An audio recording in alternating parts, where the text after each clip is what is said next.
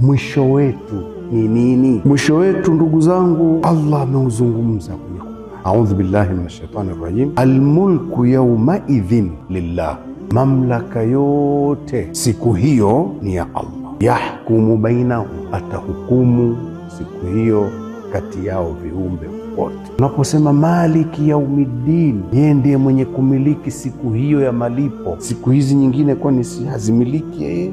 Anazimiliki. Ukisema maliki yaumiddin, mfalme siku hiyo ya malipo, kwani siku hizi nyingine hizi sio mfalme? Ni mfalme. Hikma ni nini? Hikma ni kwamba katika hizi siku nyingine yeye amegawa mamlaka pia, akawaazima viumbe mamlaka kwa kazi maalum, kawagawia mamlaka, kawagawia ufalme kwa kazi maalum. Sasa ndani ya kufanya zile kazi maalum walizopewa, wengine hawafanyi walivyopewa. Ile mamlaka anayechukua ni ya kwake, ufalme anaona ni wake. Sasa kuna watu wanadhulumiwa humu ndani, viumbe wanadhulumiana. Je, dhuluma ile ndio iendelee alafu watu wakifa iwe basi? Ndio maana Qur'ani ikawa imetoa majibu, hapana, sio basi. Maana kuna watu wengine wanasema tadhulumiwa bwana, alafu mwisho kila mmoja atakufa, atageuka mavumbi, kesi imekwisha. Yani watu wadhulumiwa alafu wageuke mavumbi, itakuwa hakuna hekima ya kuweko Mungu. Fanya ufanyavyo. Mwenye imani ya kujua Uislamu unasema nini, akaamini nguzo 6 za imani kwamba kuna siku, basi huyo mwenye kudhulumu adhulumu atakavyodhulumu. Iko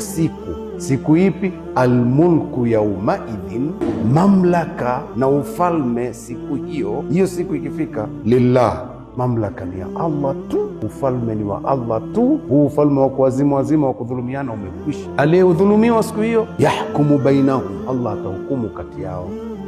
Na siku ile atakuja kusema, hasa mwenye amerekodi amesema, atasema limanil mulk alyawm, je, mamlaka ni ya nani leo? Ufalme ni wa nani leo? Kama siku zote kule niliwaazimeni ufalme mkadhulumiana, leo sasa ufalme ni wa nani? Kimya.